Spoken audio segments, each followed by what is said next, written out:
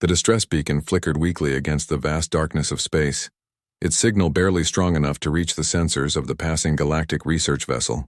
Captain Zethkar studied the readout with his yellow reptilian eyes, his scaled fingers drumming against the command chair as he considered their options. The signal was coming from what appeared to be a human cargo ship, drifting dead in space near the outer rim territories where few vessels dared to travel. "Should we investigate, Captain?" asked his first officer, a tall blue-skinned Etherian named Veltar. "It could be a trap." Zethkar shook his massive head, his neck frills fluttering slightly with the motion. "Human ships don't typically set traps in this region. They're usually running from something, not hunting." He turned to his communications officer. "Send a standard rescue protocol message. Let them know we're approaching." The response that came back was nothing but static and automated distress signals. The ship's computer identified the vessel as the merchant freighter Dawn's Promise, registered to a human trading company based in the outer colonies. According to the Galactic Shipping Database, it had been reported missing 3 months ago while carrying agricultural supplies to a frontier world. As the stellar dawn approached the derelict ship, Zethkar could see through the main viewport that something was very wrong. The Dawn's Promise hung motionless against the starfield, its hull scarred and modified in ways that made no sense for a cargo vessel. Additional airlocks had been welded onto the sides, and what looked like reinforced barriers covered most of the windows. "Life support is minimal but functional," reported the sensor officer. "I'm detecting multiple life signs aboard, Captain. All appear to be human, but the readings are unusual." "Unusual how?" "The biological signatures suggest extreme stress and malnutrition." "And, Captain?" The officer paused, his tentacles writhing nervously. "Most of the life signs are very small, possibly juveniles." Zethkar felt a chill run down his spine. In all his years of service, he had learned to trust his instincts, and something about this situation felt deeply wrong. "Prepare a boarding party. Full environmental suits and medical supplies. Dr. Meltos, I want you with us." The boarding party consisted of 6 crew members from different species, all trained in emergency rescue operations. As they crossed through the airlock connection between the 2 ships, the smell hit them first. Even through their environmental filters, the stench of unwashed bodies, fear, and desperation was overwhelming. The interior of the Dawn's Promise had been completely gutted and rebuilt. Where cargo holds should have been, they found rows of small metal containers, each barely large enough for a single person to lie down. The containers had been fitted with basic life support systems, food dispensers, and waste disposal units. They were cages, pure and simple. "By the void," whispered Veltar. "What is this place?" Dr. Meltos moved quickly to the first container, her scanner already active. Through the reinforced transparent panel, they could see a small human child curled in the corner, maybe 7 or 8 years old. The child's eyes were wide with terror as she looked up at the alien faces peering down at her. "The locks are biometric," called out the ship's engineer, "but I can override them from the main control panel." As the containers began to open one by one, dozens of human children emerged, blinking in the harsh light of the ship's corridors. They ranged in age from about 5 to 15, all showing signs of prolonged confinement and poor treatment. Most were too frightened to speak, but they huddled together instinctively, the older children protectively shielding the younger ones. One boy, perhaps 10 years old with sandy brown hair, stepped forward slightly. "Are you here to hurt us too?" he asked in a voice barely above a whisper. Zethkar knelt down, trying to make himself appear less threatening despite his large size and fearsome appearance. "No, young one. We're here to help. I'm Captain Zethkar. What's your name?" "Jake," the boy replied, still keeping the other children behind him. "Jake Morrison. This is my sister Lucy." He gestured to a smaller girl with the same brown hair who was clinging to his arm. "Where are the adults who were with you?" Dr. Meltos asked gently as she began scanning the children for injuries and illness. An older girl, maybe 14, spoke up from the back of the group. "There weren't any adults with us. The bad men took us from our homes. They said we were going to be sold to people who wanted to study us." Her voice carried a bitterness that no child should possess. As the medical team worked to assess the children's conditions, Zethkar explored the rest of the ship with his security officers. In what had once been the captain's quarters, they found data logs and shipping manifests that made his blood run cold. The documents, written in broken galactic standard, listed the children as exotic specimens for behavioral research and rare human juveniles suitable for educational purposes. The intended destination was listed as Kepler Station, a notorious black market hub in hegemony space, where the sale of sentient beings was technically illegal but widely practiced. The children would have been sold to wealthy collectors, private research facilities, or worse. "Captain," called his communications officer over the comm system, "I'm finding something disturbing in the ship's computer systems." Zethkar returned to the bridge area, where his officer was studying a series of technical readouts. "What is it?" "The modifications to this ship, the cage systems, the life support upgrades. None of this is human technology. The power signatures, the manufacturing marks, even the atmospheric recyclers, they're all hegemony standard issue." The implications hit Zethkar like a physical blow. This wasn't just a case of human criminals kidnapping their own species' children. This was a systematic operation that involved alien technology, alien resources, and quite possibly alien authorization. Meanwhile, Dr. Meltos was discovering the full extent of the children's ordeal. Many showed signs of psychological trauma that would take years to heal. They had been kept in those containers for weeks, maybe months, with minimal food and no exercise. Worse, they had been subjected to what appeared to be preliminary testing, blood samples, cognitive evaluations, and behavioral assessments. One quiet boy named Danny, who looked to be about 12, approached Dr. Meltos while she was treating another child. "Doctor," he said softly, "the machines they used on us, the scanners and the computers, they weren't built by humans." "What makes you say that?"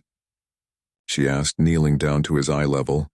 "My dad works on Starship systems back home. He taught me about different technologies. The stuff they used had those weird power cells that only the hegemony worlds make, and the computer interfaces were all in their language, not ours." Dr. Meltos felt her heart skip a beat. If this child was correct, then this trafficking operation wasn't just tolerated by certain alien authorities, it was actively supported by them. As the rescue operation continued, Captain Zethkar found himself facing a dilemma that would haunt him for the rest of his life. According to galactic law, he should report this incident to the proper authorities and let the diplomatic process handle the aftermath. But as he watched his medical team carefully loading traumatized human children onto stretchers, he couldn't shake the feeling that this discovery was going to change everything.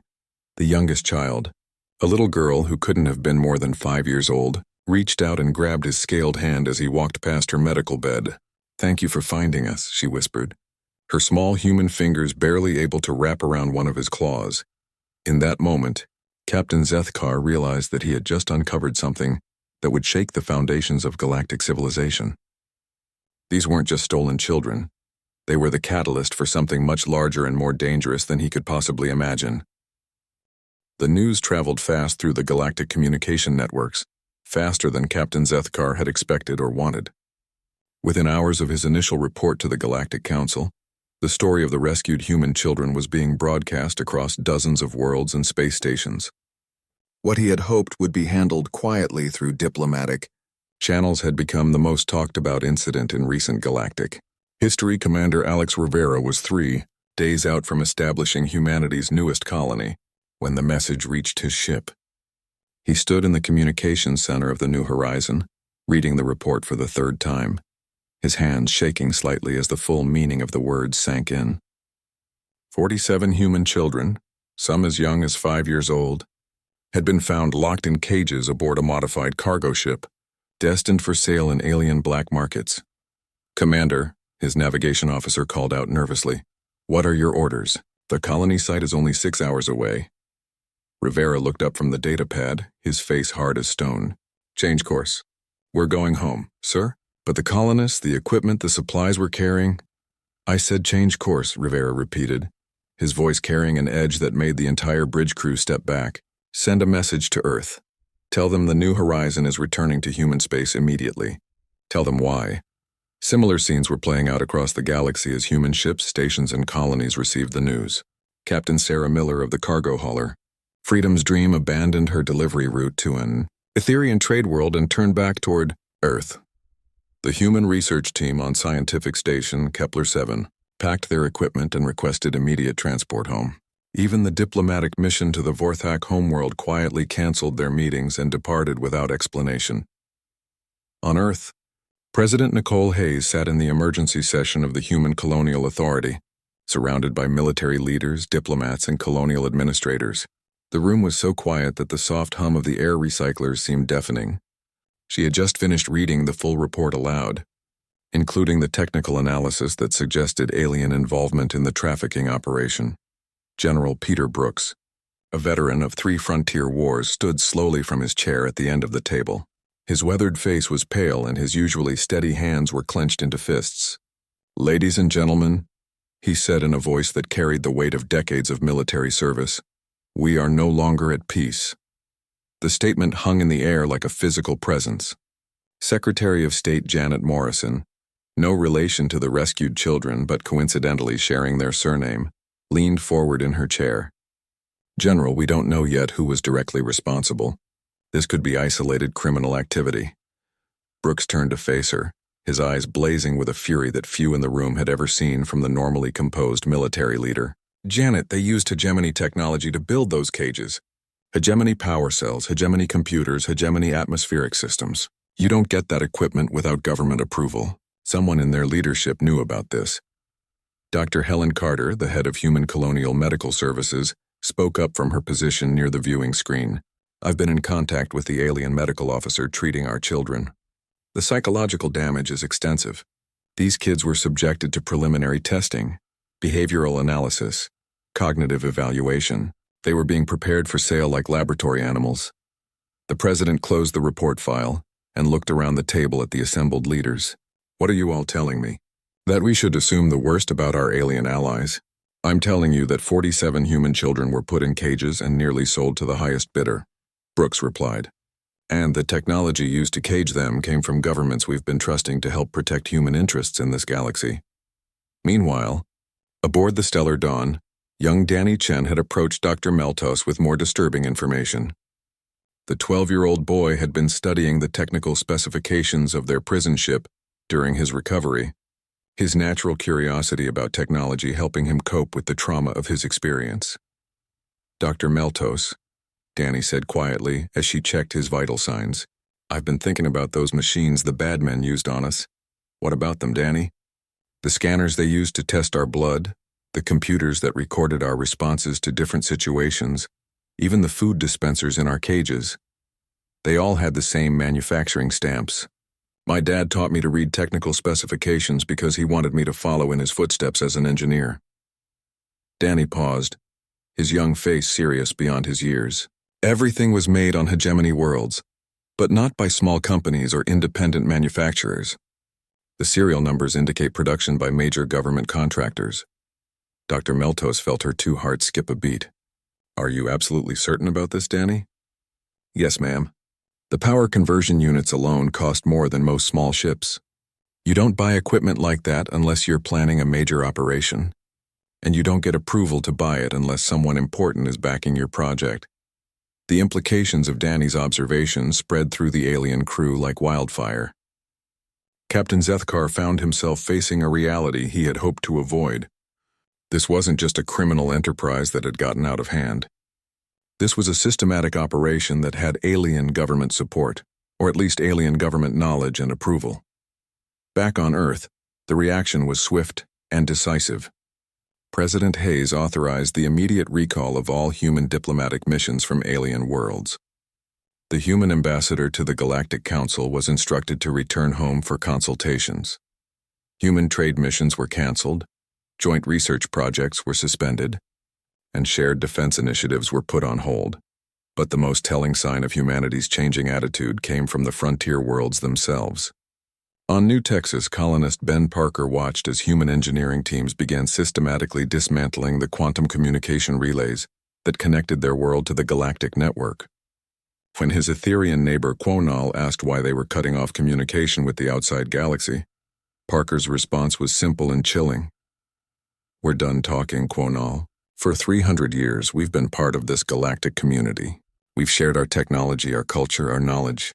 We've fought beside your people in wars, helped build your colonies, taught your children our languages, and in return, Some of your people decided our children were acceptable merchandise for the black market. But Ben, Quonnell protested, surely you don't blame all of us for the actions of criminals.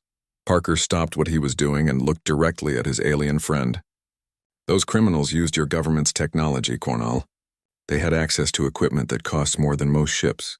Someone with authority knew about this and allowed it to happen. He returned to his work on the communication array.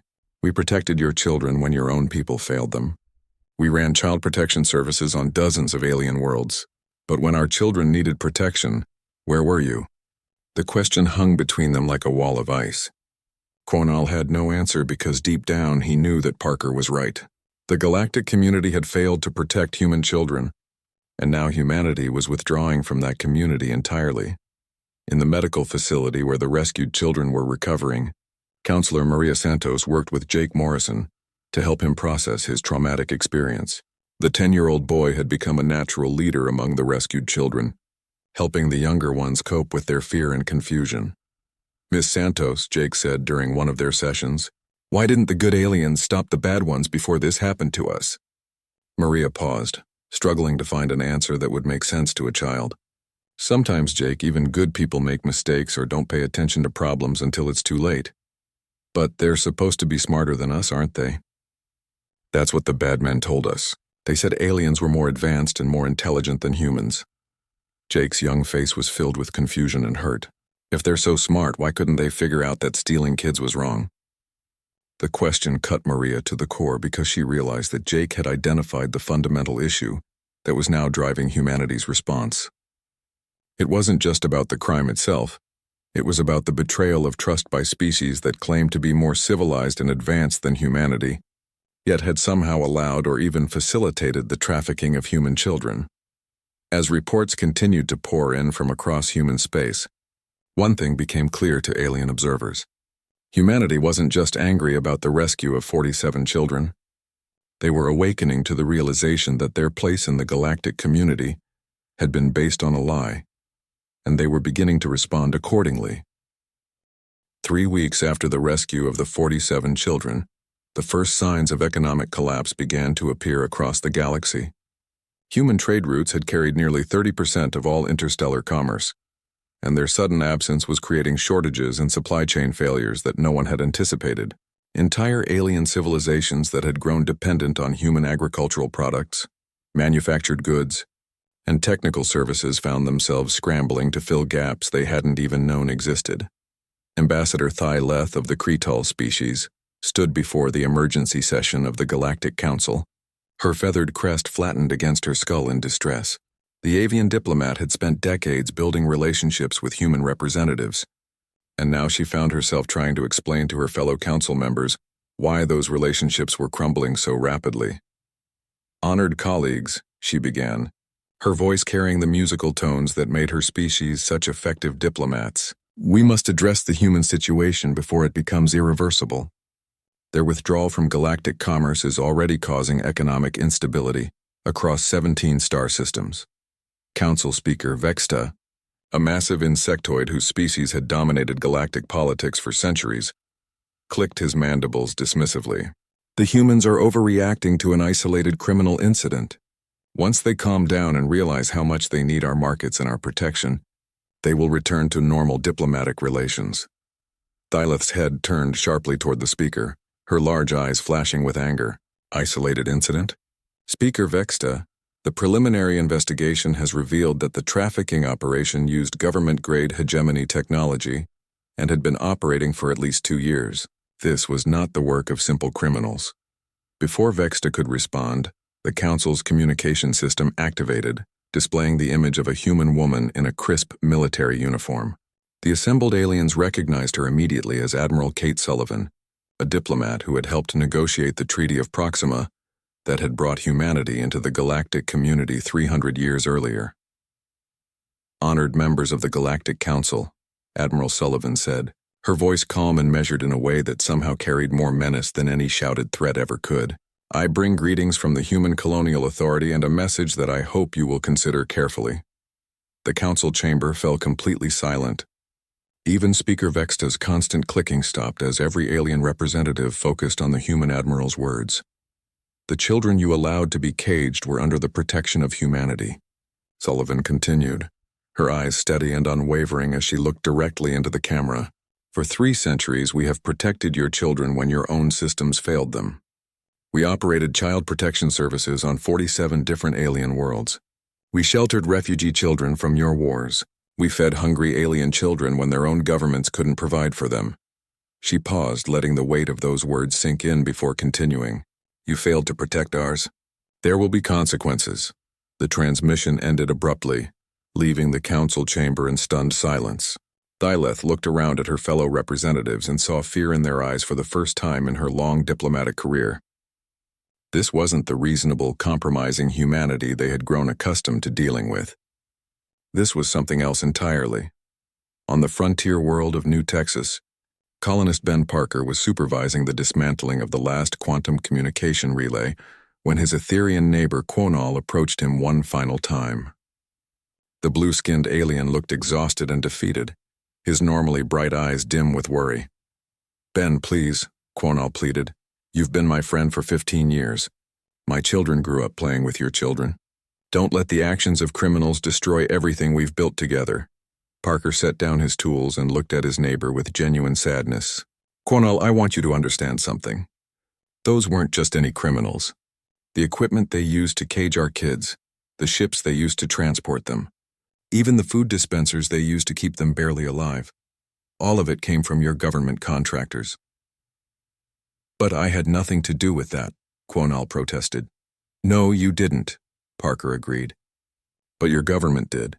Your people's technology was used to turn human children into merchandise, and nobody in authority stopped it until we found those kids by accident. He picked up his tools and resumed his work. When human children needed protection from alien criminals, where was the Galactic Council? Where were the hegemony authorities? Where were all these advanced civilizations that claimed to be more enlightened than humanity?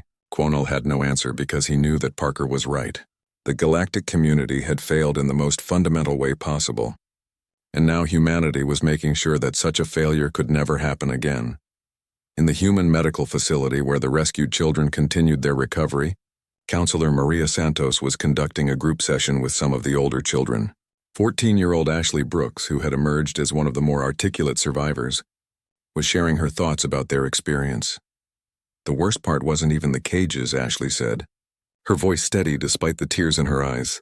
The worst part was when they told us that nobody was looking for us. They said our parents had given up, that the human government had written us off as acceptable losses, that no one cared enough to come find us. Jake Morrison, now looking healthier after weeks of proper food and medical care, spoke up from his position next to his sister Lucy. But they were wrong, weren't they, Miss Santos? People did care. Captain Zethkar and his crew cared enough to rescue us. Yes, Jake, they did, Maria agreed. But what do you think about what's happening now? About humanity's response to your rescue? Lucy Morrison, who had barely spoken during the first weeks of her recovery, surprised everyone by answering. I think they're scared, she said in her small voice. The alien people, I mean. I think they're scared because they're finally realizing that humans aren't going to just forgive and forget. Danny Chen, who had been quietly working on a tablet computer, looked up from his screen. Miss Santos, I've been reading the news feeds about what's happening in alien space. Food shortages, equipment failures, communication breakdowns. Most of the technical infrastructure that kept their worlds running was maintained by human engineers. What does that tell you, Danny? It tells me that we were more important to them than they ever admitted. Maybe even more important than they realized themselves, Danny replied. And now that we're gone, they're finding out just how much they depended on us. Meanwhile, across human space, the withdrawal was accelerating. Dr. Lisa Chen, the brilliant terraforming engineer who had spent 20 years helping alien colonies establish sustainable environments, was shutting down atmospheric processors on 3 different worlds. As she prepared to leave each facility, she sent the same message to the local alien authorities. This equipment was built by humans, maintained by humans, and operated by humans. Since you have demonstrated that human children are acceptable casualties in your economic system, we no longer feel comfortable providing services that keep your children breathing clean air. The message was harsh, but it reflected the growing sentiment among human technical specialists throughout the galaxy. Captain Ryan Davis of the merchant vessel, Freedom's call delivered a similar message as he departed from a Vorthok trade station where he had been conducting business for over a decade. "We built this station's life support systems," Davis said to the station commander who had come to plead with him to stay. "We maintained your food synthesizers, your water purification systems, your artificial gravity generators.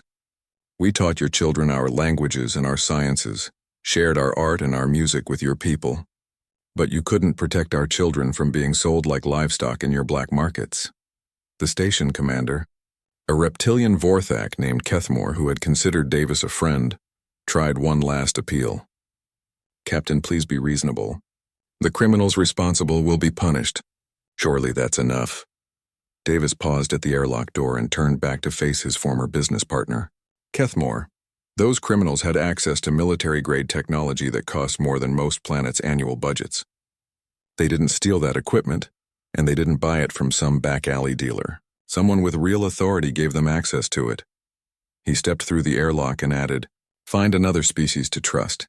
As the Freedom's call departed the station, Kethmore stood at the observation deck and watched it disappear into hyperspace. For the first time in his long career as a trade station administrator, he began to understand that humanity's withdrawal wasn't a negotiating tactic or a temporary tantrum. It was a fundamental shift in how humans viewed their place in the galaxy, and nothing was going to be the same again. The rescued children, now safe in their recovery facility, had become more than just victims of a horrible crime. They had become symbols of humanity's awakening to a truth that should have been obvious from the beginning. In a galaxy where advanced alien civilizations claimed to be more enlightened and more moral than humanity, it had somehow become acceptable for human children to be treated as commodities. That acceptance was about to cost the galaxy everything humanity had ever given it, and the owl. 6 months after the rescue of the 47 children, the galaxy was learning a harsh lesson about the difference between dependence and partnership. What the aliens had assumed was a mutually beneficial relationship was revealing itself to be something else entirely. Humanity had been carrying far more of the galactic community's burden than anyone had realized, and now that they were gone, entire civilizations were struggling to maintain even basic functions. Dr. Lisa Chen stood in the control room of the atmospheric processing facility on Kepler Prime, watching as her human engineering team made final preparations to shut down the massive terraforming equipment. The facility had been running continuously for 37 years, turning a barren rock into a world where 2 million Etherian colonists could breathe and live comfortably. "Dr. Chen," called out her assistant, "Tony Rodriguez, the local government representative, is here again. He's asking for one more meeting." Chen sighed and looked out the window at the sprawling Etherian city that stretched to the horizon. In a few hours, when the atmospheric processors went offline, that city would become uninhabitable. The alien colonists would have perhaps a week to evacuate before their atmosphere became too thin to support life. "Send him in, Tony. But this is the last time." The Etherian official who entered was someone Chen had worked with for years. Administrator Felnash had always been professional and courteous, and she could see genuine desperation in his large, dark eyes. "Dr. Chen, please reconsider," Felnash begged. 2 million people will lose their homes. Children will be displaced, families torn apart. How is this different from what happened to your children? Chen turned away from the control panels and faced the alien administrator directly. "Administrator Felnash, in the 37 years I've been running this facility, how many human children lived on this world?" "I don't understand the relevance of that question." "Answer it, please." Felnash looked confused but replied, "Perhaps a few thousand over the years. Human families working at various facilities, diplomatic personnel, trade representatives. And in all that time, did your government ever create any systems to protect those human children from potential harm? Any special monitoring, any emergency protocols, any particular attention to their welfare?" "Well, no, but they were covered under general child protection laws that apply to all species." Chen nodded grimly. "Those general child protection laws failed, Administrator Felnash. 47 human children were kidnapped, caged, and nearly sold as exotic pets using technology manufactured by your allied governments. Your general child protection laws weren't worth the data storage they were written on." She gestured to the atmospheric processing equipment around them. "For 37 years, I maintained the systems that keep your children breathing. I never asked for special consideration or extra protection. I trusted that a civilized galactic community would naturally protect all children, including human ones. Her voice grew harder. That trust was misplaced. But Dr. Chen, surely you don't hold our entire world responsible for the crimes of a few traffickers. Administrator Felnash, those traffickers used hegemony military contractors, Vorthak transportation networks, and Cretal financial systems. This wasn't the work of a few criminals. This was a systematic operation that required cooperation from multiple alien governments. She turned back to her controls. Your atmospheric processors will shut down in 3 hours. I suggest you finish your evacuation preparations. Similar scenes were playing out across dozens of worlds as human technical specialists, engineers, doctors, and scientists completed their withdrawal from alien space. Captain Ryan Davis, now commanding a small fleet of human ships, had spent the past month evacuating human personnel from trade stations and industrial facilities throughout the Outer Rim. As his ship approached the massive orbital shipyard at Tau Ceti, Davis couldn't help but feel a twinge of sadness. He had helped design and build parts of that facility, and seeing it now, already beginning to show signs of neglect without human maintenance crews, was like watching a piece of his life's work decay. "Captain," his communications officer called out, "we're receiving a priority message from the shipyard administrator. He's requesting permission to come aboard." "Denied," Davis replied without hesitation. "Tell him we're here only to collect our people and their personal belongings. Nothing more." The administrator, a Vorthak named Sektar, appeared on the main screen anyway, his reptilian features showing obvious distress. "Captain Davis, please, you must listen to reason. This facility employs over 50,000 beings from a dozen different species. Without human technical expertise, we'll have to shut down operations within a month." "That's unfortunate," Davis replied coldly, "but no longer our concern. But Captain, we've worked together for 15 years. Surely our friendship means something." Davis was quiet for a long moment before responding. "Sektar, did you know that I have 2 children?" "Of course, Captain. Your daughter Emma just started engineering school and your son Mark is in his final year of high school." "That's right. And for 15 years, every time I brought them to visit this facility, every time they attended the cultural exchange programs your people organized, every time they participated in interspecies youth activities, I trusted that they would be safe." Davis's voice remained calm, but there was ice underneath. "I trusted that the advanced civilized species that make up the galactic community would never allow children to be treated as merchandise." Sektar's neck frills drooped. "Captain, you know I would never have allowed anything to happen to your children. But you did allow it to happen to other human children," Davis pointed out. "For over 2 years, alien criminals were kidnapping human kids and selling them to collectors and researchers. The operation used your people's technology, your people's ships, your people's financial networks, and nobody in authority stopped it. We didn't know." "You didn't want to know," Davis interrupted. "There's a difference, Sektar. You didn't want to know because it was easier to ignore the problem than to confront the corruption in your own systems." On Earth, Admiral Kate Sullivan stood in the command center on Luna, coordinating the largest peaceful evacuation in galactic history. Every available human ship was being used to bring people home from alien space, and the logistics were staggering. Over 3 million human citizens were returning to human-controlled territory, bringing with them not just their families and possessions, but also critical knowledge and expertise that alien civilizations had taken for granted. "Admiral," called out her aide, Lieutenant Commander Jeff Parker, "we're getting reports that some alien governments are trying to block our people from leaving. They're claiming that certain human specialists have contracts that prevent them from departing." Sullivan's expression hardened. "Send a message to all alien authorities. Any attempt to prevent human citizens from returning to human space will be considered an act of hostility. We've been patient so far, but we won't tolerate attempts to hold our people against their will." Meanwhile, in the medical facility where the rescued children were continuing their recovery, a remarkable transformation was taking place. The 47 young survivors had become more than just victims. They had become the moral center of humanity's response to the crisis, and their words carried weight that even hardened military leaders respected. Jake Morrison, now 11 years old and looking much healthier, had been invited to address a gathering of human colonial leaders via holographic link. As he stood before the camera, flanked by his sister Lucy and some of the other rescued children, He spoke with a clarity and purpose that belied his young age. "My name is Jake Morrison, and 6 months ago I was locked in a cage on a spaceship, waiting to be sold to people who wanted to study me like a lab animal," he began. "The people who put me there thought I was alone. They thought nobody would come looking for me. They thought nobody cared enough about human children to make them pay for what they did." He paused, looking directly into the camera. "They were wrong. Not because our government sent soldiers to rescue us, but because good people like Captain Zethkar and his crew decided that caging children was wrong, no matter what species those children belonged to." Lucy stepped forward, her small voice clear and strong. "But the bad people who took us, they didn't just have cages and ships.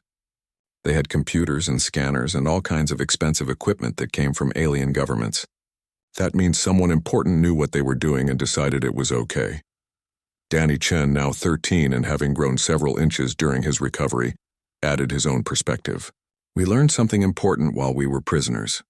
We learned that the galaxy isn't as safe for human children as our parents thought it was. We learned that some alien people think it's okay to sell human kids if they can make money doing it." Jake nodded and concluded, "So our people are coming home, not to fight or to hurt anyone, but to build a place where human children will always be safe. Maybe someday the galaxy will be safe for all children, but until then, we'll take care of our own." The message spread throughout human space and beyond, carried by both official communications networks and underground information channels. For alien observers, it was a sobering reminder that humanity's W.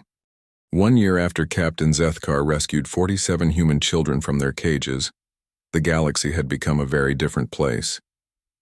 The Galactic Council chambers sat half-empty during most sessions, with the human delegate's chair remaining vacant as a constant reminder of what the galactic community had lost. Trade routes that had operated smoothly for centuries now struggled with delays, shortages, and equipment failures that no one seemed able to fix properly. Captain Zethkar himself had retired from active duty 6 months earlier, unable to reconcile his role as a representative of galactic authority with his growing understanding of how badly that authority had failed. He spent his days now visiting the medical facility, where the rescued children continued their recovery, partly out of guilt and partly out of genuine affection for the young humans whose rescue had changed everything. On this particular day, he found Danny Chen in the facility's engineering workshop, working alongside human technicians to design improved safety systems for space habitats. The 13-year-old boy had grown tall and confident during his recovery, and his natural talent for understanding complex technology had flourished under proper care and education. "Hello, Captain Zethkar," Danny said without looking up from the holographic display he was manipulating. "I'm working on a new design for emergency life support systems. Want to see?" Zethkar approached the workstation and studied the complex schematic that Danny was creating. "It looks very sophisticated, young Danny. What inspired this particular design?"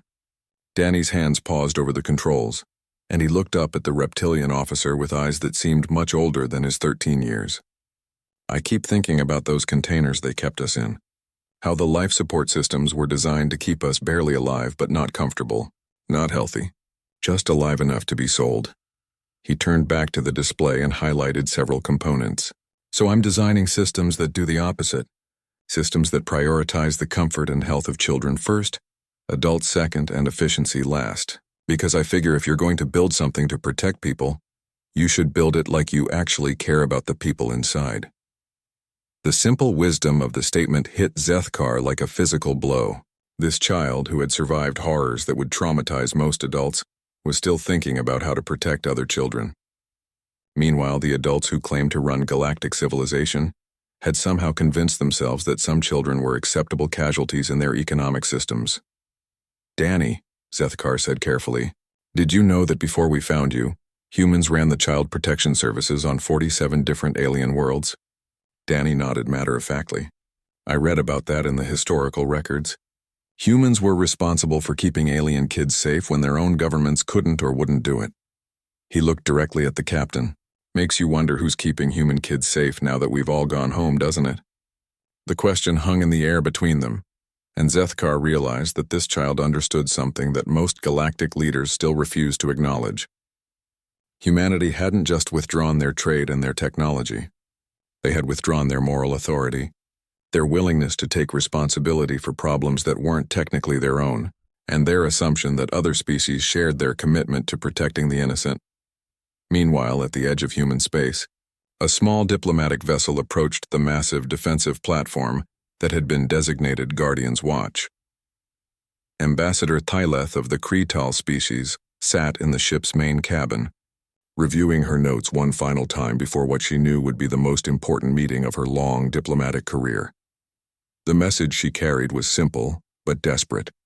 17 alien civilizations were facing various degrees of infrastructure collapse, food shortages, and social unrest as a direct result of humanity's withdrawal from galactic affairs. The Galactic Council was prepared to offer significant concessions, reparations, and guarantees of protection for human citizens if humanity would consider returning to the galactic community. As her ship docked with Guardian's Watch, Thyleth was escorted through corridors lined with defensive systems that she didn't recognize. The humans had clearly been busy during their year of isolation, developing new technologies and defensive capabilities that made their space a fortress no alien force would dare to challenge. She was brought to a conference room where Admiral Kate Sullivan waited, flanked by several other human officials whose names and titles Thyleth didn't recognize. The Admiral looked older than when Thyleth had last seen her, but her eyes carried the same steady resolve that had made her such an effective diplomat in the years before the crisis. "Ambassador Thyleth," Admiral Sullivan said, gesturing to a chair across from her, "thank you for coming. I understand you have a message from the Galactic Council." Thyleth activated her data pad and began her carefully prepared presentation. "Admiral, the Council recognizes that serious mistakes were made in the investigation and prevention of crimes against human children. We are prepared to offer full reparations, new protective protocols, and guaranteed representation for human interests in all future Council decisions." And Sullivan listened patiently as the ambassador outlined the various concessions and guarantees that the alien governments were prepared to make. When Thyleth finished, Sullivan was quiet for a long moment before responding. "Ambassador, those are generous offers, and I believe they come from a genuine desire to repair the damage that's been done," Sullivan began, "but I want to make sure you understand something fundamental about why we left." She stood and walked to a viewport that showed the vast human fleet arrayed in defensive positions throughout the system. "For 300 years, we tried to build a galaxy where all children were safe. We ran child protection services on your worlds. We took in refugee children from your wars. We fed and sheltered alien children when their own governments failed them." Sullivan turned back to face the ambassador. "In 300 years of partnership with alien civilizations, we never once caged an alien child. We never once treated any alien child as merchandise or as acceptable collateral damage in our economic activities. Admiral, I understand your anger, but surely you don't hold all alien species responsible for the actions of criminals." "Ambassador Thyleth, those criminals used hegemony government technology, Vorthak government transportation, and Kretal government financial networks. The operation ran for over 2 years and involved the kidnapping and sale of at least 47 human children that we know about." Sullivan's voice remained calm, but her words carried the weight of absolute certainty. That wasn't possible without government knowledge and approval at multiple levels. Thyleth felt her feathered crest droop as the reality of Sullivan's words sank in. "But Admiral, surely there must be some way to rebuild trust between our species." Sullivan returned to her seat and looked directly at the alien ambassador. "Ambassador, let me ask you a question. In the year since we withdrew from galactic society, how many alien children have been kidnapped and sold in black market operations? I don't have that information readily available." "The answer is 0, Sullivan said. 0 alien children have been trafficked in the past year, because the humans who were running child protection services throughout the galaxy came home to protect human children instead." The silence that followed was deafening. Thyleth realized that she was facing a truth that no amount of diplomatic negotiation could overcome. Humanity had been protecting alien children as a matter of routine, while alien governments had failed to protect human children even when directly asked to do so. "We're not coming back, Ambassador," Sullivan concluded, "not because we want revenge or because we enjoy seeing alien civilizations struggle. We're not coming back because we can't trust a galaxy that would cage children to keep our children safe." She gestured toward the viewport again, where the lights of human colonies could be seen scattered across dozens of worlds. "We're building something different now, Something where human children can grow up knowing that their safety comes first, not last. Something where the people responsible for protecting children actually prioritize protecting children. As Ambassador Thyleth prepared to leave, she made one final attempt. "Admiral, what would it take for humanity to consider returning to galactic society?" Sullivan considered the question seriously before answering. "Ambassador, when your civilizations can demonstrate that they value alien children as much as they value their own, when they can show that child trafficking operations are impossible rather than just technically illegal, when they can prove that the protection of innocence is more important than economic convenience, then maybe we can talk. And how long might that take?" Sullivan's expression softened slightly. "Ambassador, my species is patient.